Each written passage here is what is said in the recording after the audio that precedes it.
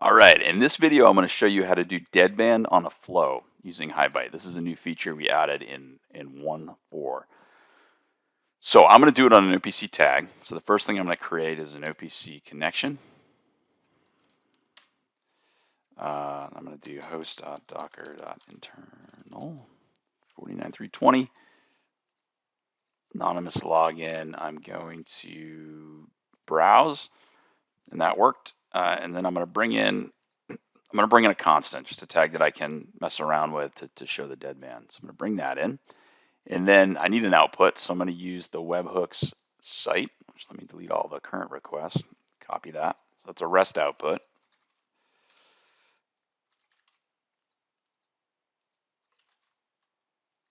And that's, we get the base URL, and then we'll create an output called out. And submit that. And then the last thing we'll do is we'll create a flow. And we're not going to use any modeling in this to show this off, but we could if we wanted to. But just for simplicity, I'm going to wire the input.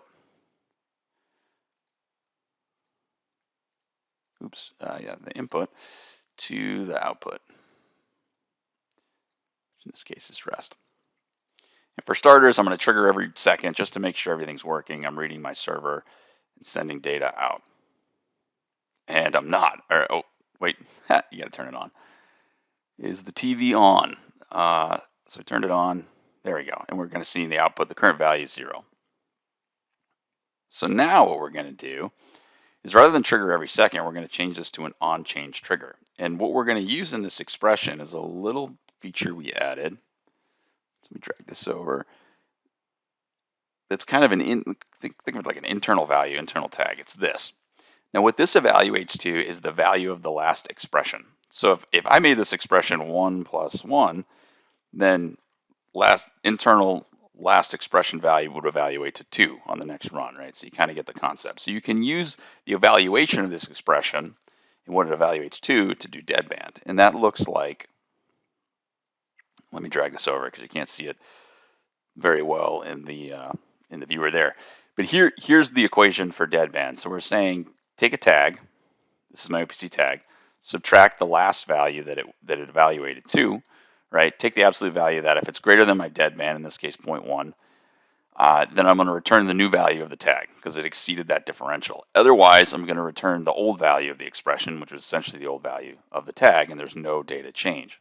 So let me copy that with our tag, right? Because now the actual tag address is OPC, this guy, and I'm going to use a deadband of 10, and I'm going to save that in. So unless this changes between runs by a value of 10 or more, it's not going to trigger. Nothing's going to change. If it does, then there is a change, and it evaluates. This is essentially deadband. I'm going to turn it on, and I don't expect anything really first, right? It's a value of 0. I'm going to bring up the quick client. I'm using Kepware in this case, and I'm going to do a write. First, it doesn't say 0 here, so I'm just going to make sure I got the right. Oh, that's an update count. No. Yep, okay, there's the value of 0. So I'm going to write a value of 1. And when you see updates, this will update to 7, and we can go look at the value. But I see nothing, value of 2, nothing. I'm going to jump up to 15. And here we expect this to go to 7. Bam, that value of 15 came through. Likewise, we can go up 16, nothing. But if we jump back to 0, boom, value of 0 goes through. So that's essentially how to use deadband and HighByte to control a flow. What we put for sources and targets here could totally change, but the trigger could reference a tag, could reference any input, any value on an input. But hopefully that's useful, and enjoy.